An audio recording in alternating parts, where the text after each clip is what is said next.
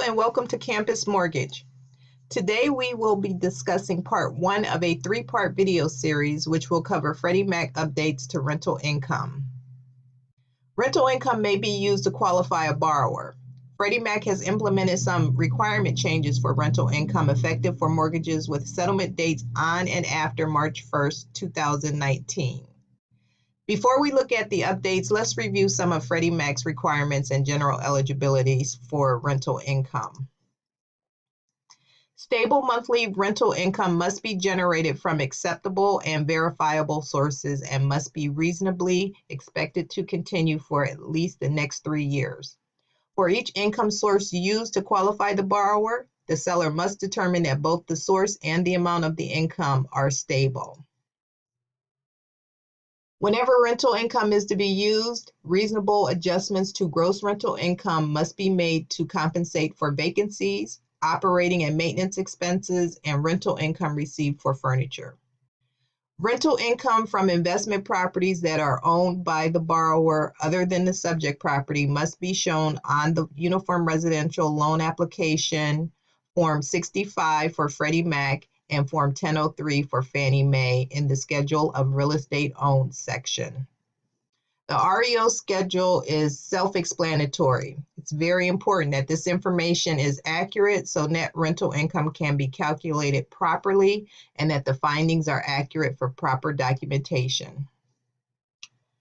Rental income may be generated from a subject 1-unit primary residence, a subject 2 to 4 unit primary residence, a subject 1 to 4 unit investment property, and an investment property owned by the borrower other than the subject property.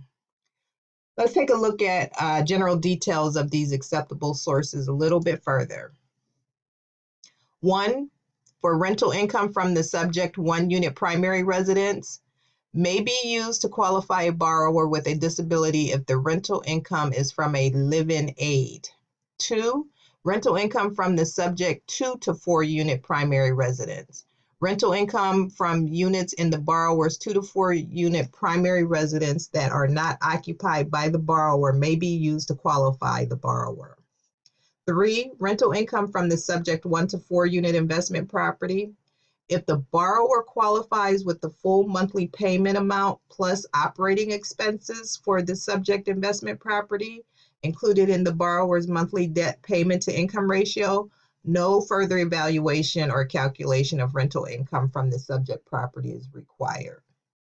4, rental income from investment property owned by the borrower other than the subject property may be used and is reported in the previous tax year on the borrower's federal individual income tax returns. Signed leases may be used to substantiate gross rents that are higher than the rental income documented on the tax returns. However, no more than 75% of the gross rental income from the signed leases may be used, unless the prior 2 years' federal individual income tax returns clearly support the use of a higher percentage. Now, these are watered down details, so for additional eligibility and documentation requirements on rental income acceptable sources, see Freddie Mac Selling Guide, Chapter 5306. Accessory units and second homes. The appraisal guide defines an accessory unit as typically an additional living area independent of the primary dwelling unit and includes a fully functioning kitchen and bathroom. Some examples they provide is a living area over garage and basement units.